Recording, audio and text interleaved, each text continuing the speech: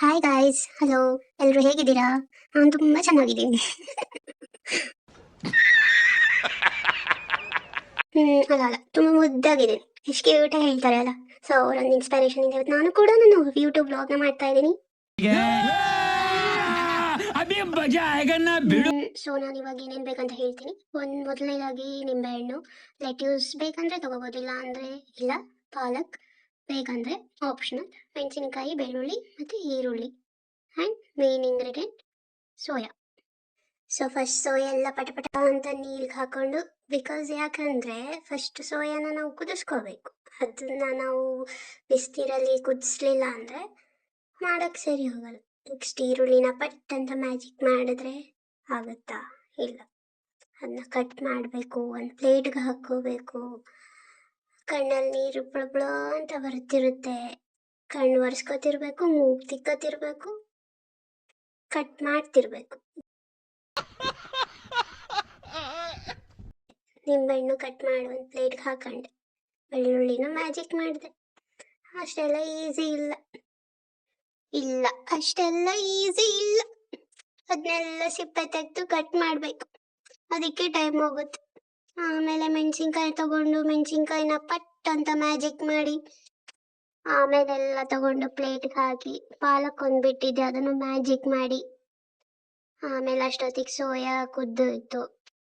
ಸೋಯಾನ ಸೈಡ್ಗೆ ಇಟ್ಬಿಟ್ಟು ಲೆಟ್ಯೂಸ್ನ ನೀರಲ್ಲಿ ನೆನೆಯಾಗಿ ಹಾಕಿ, ಆಮೇಲೆ ಸ್ಟವ್ ಆನ್ ಮಾಡಿ ನೀರೆಲ್ಲ ಹೋಗೋ ತನಕ ವೆಯ್ಟ್ ಮಾಡಬೇಕು. ಈ ಕಡೆಯಿಂದ ಇಲ್ಲಿ ಕಟ್ ಮಾಡಿರೋದೆಲ್ಲ ಒಂದು ಪ್ಲೇಟಲ್ಲಿ ಇರೋದನ್ನ ತಗೊಂಡು ಹೀಗೆ ಹಾಕ್ಬಿಡ್ತೀನಿ ಅನ್ಕೊಂಡ್ರಾ? ಇಲ್ಲ, ವೆಯ್ಟ್ ಮಾಡಬೇಕು. ವೆಯ್ಟ್ ಮಾಡಿ ಎಣ್ಣೆ ಹಾಕಿ ಎಷ್ಟು ಬೇಕೋ ಅಷ್ಟು ತುಪ್ಪ ಹಾಕಿ, ಆಮೇಲೆ ಅದು ಬಿಸಿ ಆದಮೇಲೆ ಸ್ವಲ್ಪ ಜೀರಿಗೆ ಹಾಕ್ಬಿಟ್ಟು, ಜೀರಿಗೆ ಎಲ್ಲ ನೀಟಾಗಿ ಸಿಡಿದ್ಮೇಲೆ ಆನಿಯನ್ ಅಂದರೆ ಈರುಳ್ಳಿ ಹಾಕಿ, ಮಿಸ್ ಆಗಿ 2 ಮೆಣಸಿನ್ಕಾಯಿ ಬಿದ್ದುಬಿಡ್ತು. ಆಮೇಲೆ ಬೆಳ್ಳುಳ್ಳಿ ಹಾಕಿ, ಬೆಳ್ಳುಳ್ಳಿ ಅಂದರೆ ಗಾರ್ಲಿಕ್ ಎಲ್ಲ ಹಾಕಿ ನೀಟಾಗಿ ಫ್ರೈ ಮಾಡಿಬಿಟ್ಟು, ಆಮೇಲೆ ಇರಲಿ ಅಂತ ಅಂದ್ಬಿಟ್ಟು ಮೆಣಸಿನ್ಕಾಯಿನೂ ಹಾಕ್ಬಿಟ್ಟೆ, ಯಾಕೋ ಸಮಾಧಾನ ಆಗಲಿಲ್ಲ.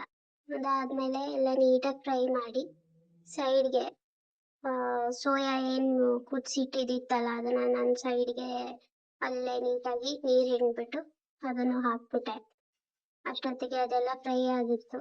ಸೋಯಾನು ಆ್ಯಡ್ ಮಾಡಿ ನೀಟಾಗಿ ಅರಿಶಿನ ಹಾಕಿ ನೀಟಾಗಿ ಎಲ್ಲ ಮಿಕ್ಸ್ ಮಾಡಿ, ಎಲ್ಲ ನೀಟಾದ್ಮೇಲೆ ಮತ್ತೆ ಯಾಕೋ ಸಮಾಧಾನ ಅನಿಸ್ಲಿಲ್ಲ. ಮತ್ತೆ ಇನ್ನೊಂದು ಸ್ವಲ್ಪ ಅರಿಶಿನ ತಗೊಂಡು ಮತ್ತೆ ಇನ್ನೊಂದು ಸ್ವಲ್ಪ ಅರಿಶಿನ ಹಾಕಿ ಮತ್ತೆ ನೀಟಾಗಿ ಎಲ್ಲ ಮಿಕ್ಸ್ ಮಾಡಿ, ಆಮೇಲೆ ಪಾಲಕ್ ಮರ್ತೋಗಿದ್ದೆ. ಪಾಲಕ್ನ ಮರ್ತಿರ್ಲಿಲ್ಲ, ಆಮೇಲೆ ಹಾಕೋಣ ಅಂತ ಇಟ್ಟಿದ್ದೆ. ಸೊ ಹಾಕಿದೆ.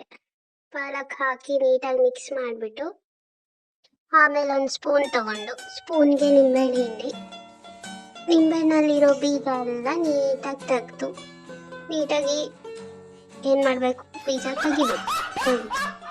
ನಿಂಬೆಹಣ್ಣು ರಸ ಹಿಂಡಿ ನಿಂಬೆಹಣ್ಣು ರಸ ಆ್ಯಡ್ ಮಾಡಿ, ನಿಂಬೆಹಣ್ಣು ರಸನೇ ಮೇನ್, ಯಾಕಂದರೆ ಇದು ಲೆಮನ್ ಸೋಯಾ ಚಂಕ್ಸ್.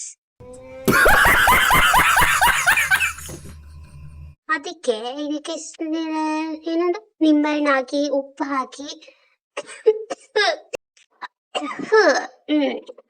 ಆಮೇಲೆ ಘಾಟಿಗೆ ಜಾಸ್ತಿ ಕೆಮ್ಮಂದ್ಬಿಡ್ತು.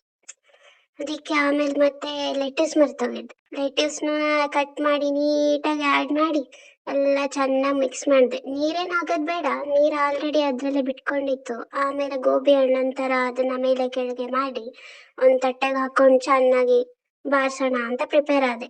ಆಮೇಲೆ ಅನ್ನ ದಾಲ್ ಮೊದಲೇ ಮಾಡಿಟ್ಟಿದ್ದಿತ್ತು, ಅದಕ್ಕೆ ಸೈಡ್ಗೆ ಇದು ಮಾಡಿಕೊಂಡು ಚೆನ್ನಾಗಿ ಹಾಕೊಂಡು ನೋಡಿ ಎಷ್ಟು ಚೆನ್ನಾಗಿ ಬೆಂದಿದೆ ಸೋಯಾ. ಚೆನ್ನಾಗಿ ತಿಂದು